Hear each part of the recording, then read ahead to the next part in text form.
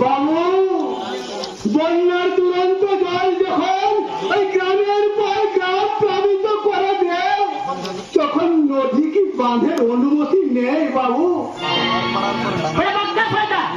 বড় বলে বড়িয়া ওড়াচ্ছে। তোমাদের তোমাদের তো অনেক কাছে বাবু। এই গরিব ভিখারিকে কিছু খেতে দাও না বাবু। এই ফেলে দেওয়া পাতায় উচ্ছিষ্ট যারা ছিল, ওই কুকুরগুলো সব খেয়ে নিয়েছে। তোকে ভালো করে খাওয়াচ্ছি।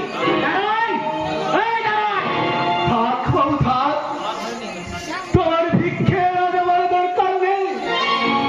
ওই কুকুরগুলোকে বাঁধো। ছেলের অন্নপ্রাশন নেই, তোমরা লাখ টাকা খরচা করে আতশবাজি পোড়াতে পারো, অথচ মাকে তোমরা উপস্থিত রাখো।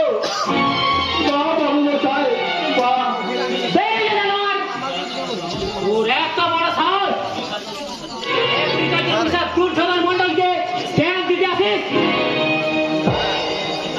নেতাজি সুভাষচন্দ্র বোস বলেছিলেন, তোমরা আমাকে রক্ত দাও, আমি তোমাদের স্বাধীনতা দেব।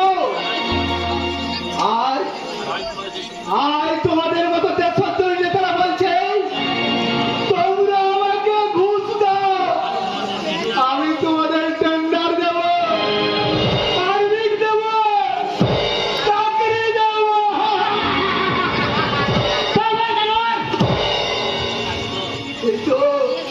এই তো উপযুক্ত খাদ্য, ধার ধাক্কা খেয়েছি,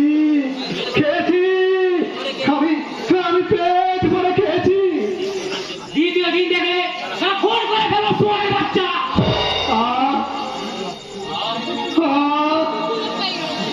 রক্ত স্বাধীন ভারতে এক মুঠো খাদ্যের জন্য গরিবের রক্ত ঝরছে। কিন্তু কেন বাবু? এই স্বচ্ছ বড় মায়ের কি অভাব ছিল?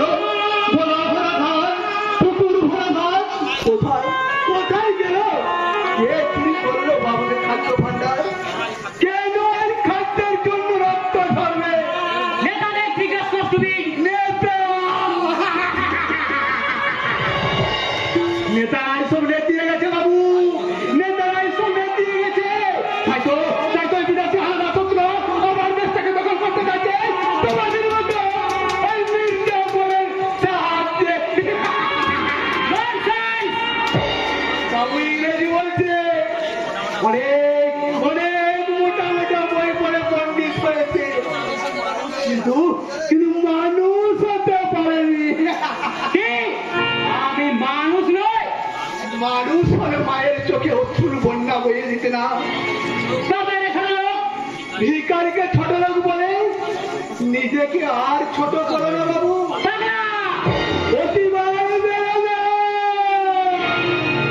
ঝরে পড়ে যাবে, অতি ছোট হয় না, ওই চাগলে মুড়বে। তুই যাবি কিনা সেটা আমি জানতে চাই। এখানে ছুটি আমার স্কুলের সামনে, ওই স্কুলের আমার তো থাকতে হবে। আমি রেখে বলবো, তোরা শুধু পুঁথি কথা বলতে করে পন্ডিত মানুষ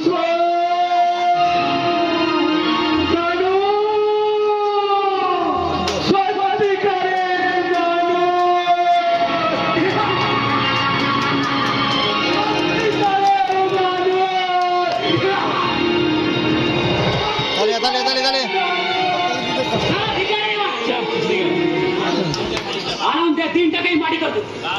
তার মনে করে আজই বলেছি, কেউ নয়, মা দাদা ভাই কেউ কিছুই করবে আমার জন্য। আমার স্ত্রী সৌভাগ্যলক্ষ্মীর মানুষ প্রতিমা।